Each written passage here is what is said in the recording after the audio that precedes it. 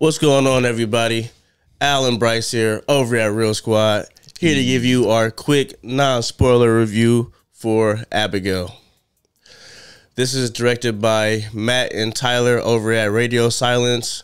They are famously known for doing the last two Scream movies, which were, you know, it was cool. It was decent. A lot of the beginning of those movies I liked the most. But yeah, they are back with Abigail.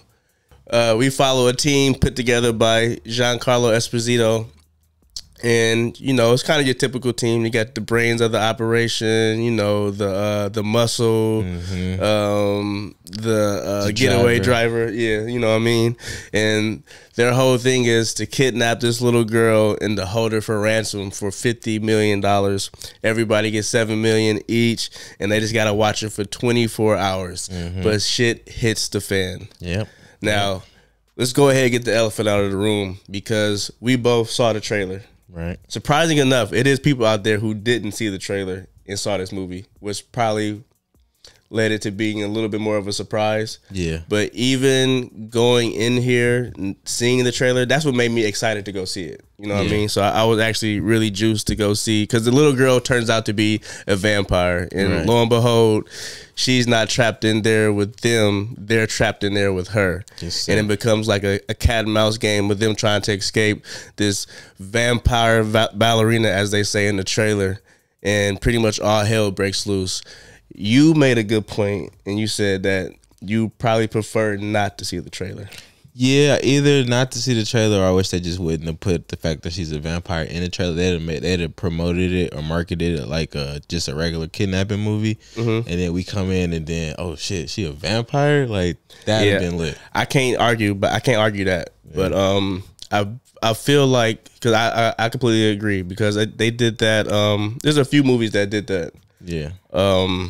But I believe because of the times we live in, the studio probably was like, throw it in, because we need butts in these seats. It makes sense. And it's also a big horror movie time right now. Like these last couple of weeks, a lot of horror movies been coming on. I'm pretty sure they knew that, so they probably tried to get an edge up as far as the horror movie, trying to fill the seats, like you said. And it's going against the A24 Civil War.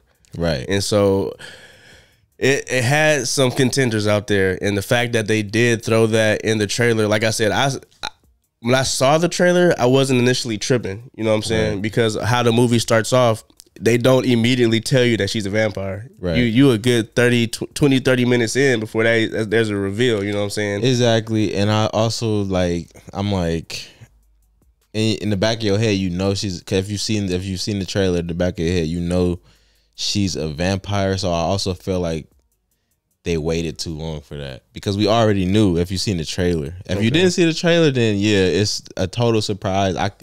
Yeah, like you said, I just wish I didn't see the trailer.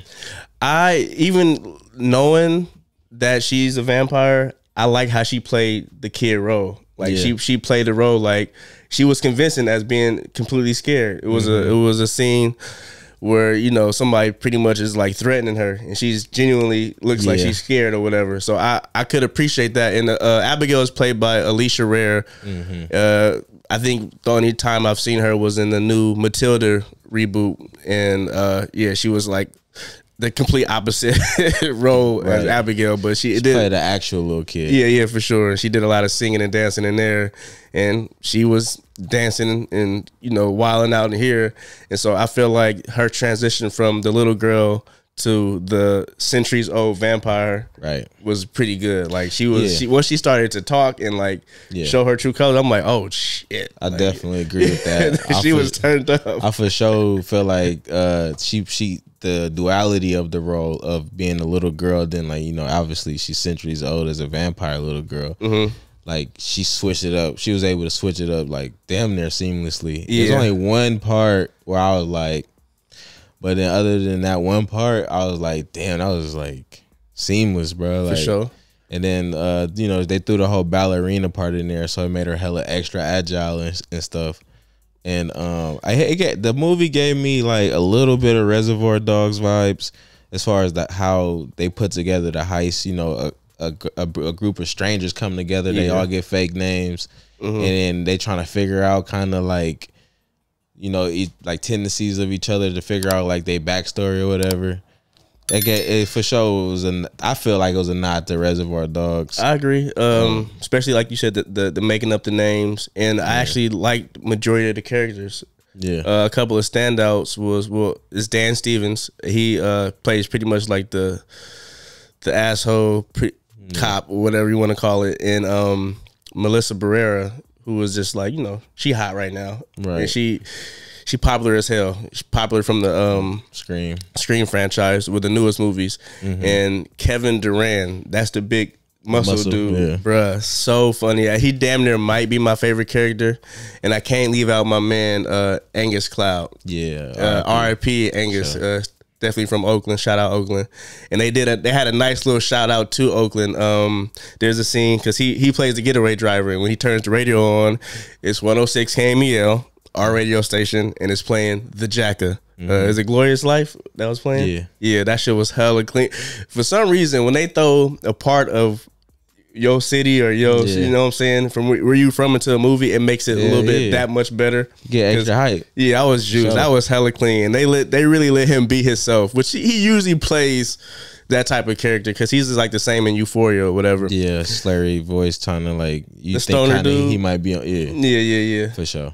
So I really appreciated that, and like I said, they gave him a nice little shout out at the end of the movie in memory of. So much respect to the filmmakers for that. Facts. But I would have to give it to, as far as my favorite character in the movie, it would damn near have to be Alicia Rare as Abigail, and Kevin Durant as the big buff, not so smart muscle, because he had me dying. Facts. I guess it could be considered I guess it's a horror comedy. Horror comedy for sure.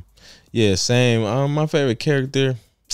I liked Angus, even though he was, you know, I mean, I ain't gonna give out nothing, but he, you know. He did. He made it. It's like it was so real. Yeah, it made it very real. He made it real for me. Yeah. I don't want to, you know, say too much about him because, you know, obviously he's not with us no more. But I don't really like the way he went with the speech because it was kind of hard to understand. But everything else about him, like his lines was funny. Like everything he did was funny all the way up until, you know, eventually what happened to him. In the movie, I feel like they didn't use Giancarlo enough. I've thought. Well, I'll say this because there's a couple of disappointing things that go on for me. One of the big ones is like how the movie, like the very end, like the last 3 to 4 minutes of the film, I feel like it was a bit of a letdown with a certain reveal. But yeah, I figured out Giancarlo Esposito's character immediately, just because, off the probably even before the movie. So pretty much. I'm like, this is, I think we both was able to guess what was gonna go on with him. I think the whole movie was straightforward. Like there wasn't no big twist or big reveals or nothing. It was pretty straightforward. You kind of know what you're gonna get into. It's just a good time. Yeah, I mean, I had a good time. It was some unexpected things that happened where I didn't think it would go that route. Yeah. Because I was gonna look at it as a straight up, you know, just kind of, you know, them against her as far as it being Abigail. But things do transpire. Well, it might not work out the way you think it's gonna work out, and I can appreciate it for that. And I love what they do because I'm a big vampire werewolf fan. So when it comes to the lore, every movie kind of does their own little thing. They kind of stick to the basics, like, you know, they got the garlic, the crucifix, pretty much. Yeah. And so what they did with this, even with the powers of a vampire and what they're capable of, I liked it. I really liked what they did with it. And it was a couple of scenes I was like, yes. And it was even another scene where like Abigail, like I like how it wasn't OD though. It wasn't like she's like, you know, overpowering like 7, 8 people and stuff. She was strong, don't get me wrong, but it was in the realm of her still being a child. You know what I'm saying? Like she definitely got that strength, but she's definitely strong. But it's not still like hella people in the house. Crazy, you know what I mean? I mean, they went to pretty much the basic vampire way, where, you know, as like in some movies like 30 Days a Night, the vampires can't change into a human form. They just stay like vampire form. She definitely has a human form. Vampires in this movie definitely have a human form. Yeah, they show that in the trailer. Yeah. So you can see she definitely looks like a regular little girl. Right. Yeah. And also, I guess they don't age because... Yeah, like I said, whatever, because that's the classic. Whatever age you are bitten at, that's the you stay at that age. You don't grow any older. So, like I said, she's definitely centuries old. Right. I'll say this: I didn't expect it to be as funny as it was, which made it that more enjoyable, and the fact on how good the gore looked. Right. When I say the blood, guts, everything looked hella real. It looked so. I mean, I'm pretty sure majority of it was practical, bro. That's what I was about to say. Shit was crazy. I think the majority. I think maybe only thing that might have been CGI is when they had to like block out some strings or something. Yeah. Other than that, I think I didn't see no CGI blood. Yeah, no, that shit was legit real. It gets crazy bloody, and it was a couple of times where I was like, yes. The bodies for sure was like legit, like practical, like dummies, I guess, with whatever they use. It was one scene where they had to use a whole bunch of bodies. Oh yeah, I feel like I think they showed that in the trailer as well. Yeah, they did. It's a pool full of bodies that somebody falls in, and it just makes you just. It's nasty. It's so disgusting because you can almost like imagine with the smell and like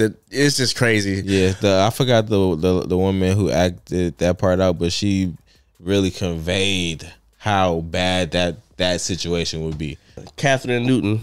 She was just in that Frankenstein like romance movie, and she played the daughter in the last Ant-Man movie. Oh yeah. Okay, that was her. All right, I remember. So, but her comedic timing is hell. Everybody's comedic timing was on point, but she was pretty damn funny. And that dude Kevin Durant was hella funny. I haven't seen him in a minute. It was good to see him in another movie.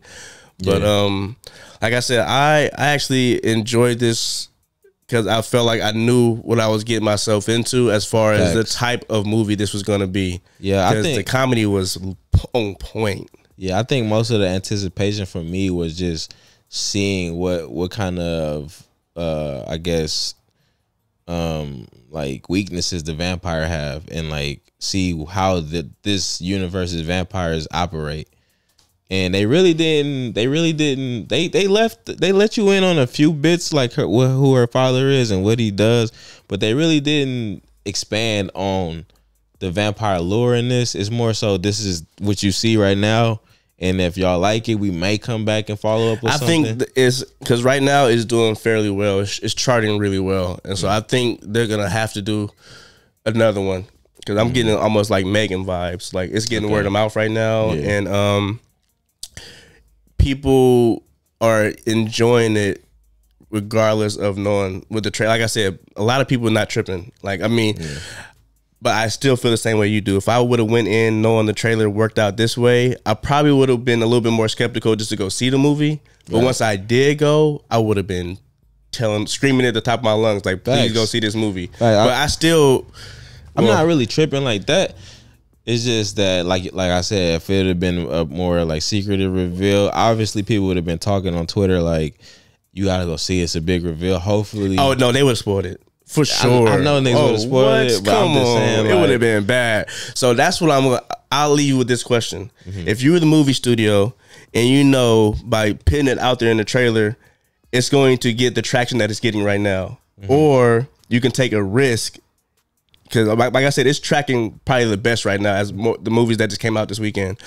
Or, you know, not reveal anything and just bank on word of mouth and maybe get a better second week than the first week. Well, being me, I don't really like today's trailers. I always feel like they reveal too much. So I think I would choose the latter of banking. Hopefully, we all go just see the movie and then. Obviously, somebody's gonna spoil it. We can't help that these days. But I would have enjoyed it more if the trailer would have been just like, all right, they kidnapped the girl and made it more like dramatic, like more like just a kidnapping movie. and then you go in and be like, oh shit, like, you know what I mean? Yeah, I think or not, Ready or Not wasn't like it was still out there. What type of movie it was? It was a surprise ending, but yeah. I'll say this: I think regardless, I would have enjoyed it just as much. Like I said, it might have been like a little bit more enjoyable not knowing, but I probably would have been just as standoffish. But I enjoyed it. Period, hands down. I had such a good time with this movie. Me too. So let's go ahead and give it a rating. Any final thoughts before you give it a rating? Nah. We covered a lot. I'll go ahead and go. I'm gonna give it the real deal, but I'll go 8.5. You know what? I'll go 8.7 because I had a really good time. The only things I can nitpick is like the very, very end. But I don't, like I said, we don't want to spoil it. But there's like a certain reveal that was kind of like lackluster to me. Like, oh, okay. So, but other than that, I completely enjoyed this. So yeah, real deal. I give it a real dope movie. I give it a 7.8. All right, 7.7, 7.8. Cause it was good. Like I said, for me, it was a couple of reveals, but for me, it was kind of straightforward. You know what I mean? The ending was kind of, yeah. Yeah, I got you. It was a good movie though. Like 7, like that's like still high for me. 7's good. Yeah, 7.8, 7.7. But like I said, I definitely recommend it. So if you can, our audience wasn't that thick. But at the same time, we had some good responses. But like, since this movie is getting good word of mouth, I'm pretty sure that if you decide to go see this movie, it's gonna be a decent crowd there. So it's gonna make it much more enjoyable because how interactive the movie is, man. Like I said, it's a real good time, and hopefully it does make enough money to double back. And we getting a Megan too, so I feel like Abigail deserves a part 2 and a different approach to the movie because it does end in a certain particular way that makes it like, oh yeah, this is potential for definitely a cool little franchise. Yeah, for sure. We could definitely. I thought you mentioned like the MonsterVerse. Yeah, I would love for her to be involved in it. Yeah, so I know they're starting it up, but I don't know how connected this is gonna be because they got a werewolf movie coming out. They already did The Invisible Man, which was crazy. That shit was wild. And like I said, you got Abigail right here. So I would love to see her in the MonsterVerse. The Frankenstein, but you said I don't think that might be separate. That's Guillermo del Toro's Frankenstein. Yeah. So I think that's a whole that's like I think they're covering like the Bride of Frankenstein too. Oh, okay. But yeah, so make sure y'all do us this favor. If you are here, you made it this far in the video, make sure you hit that like and that subscribe button and share this out. And please drop a comment. Let us know how you feel about Abigail, if you've seen it or if you're going to go see it. We appreciate you guys for coming through. This has been a Real Squad review, and we are out. Peace.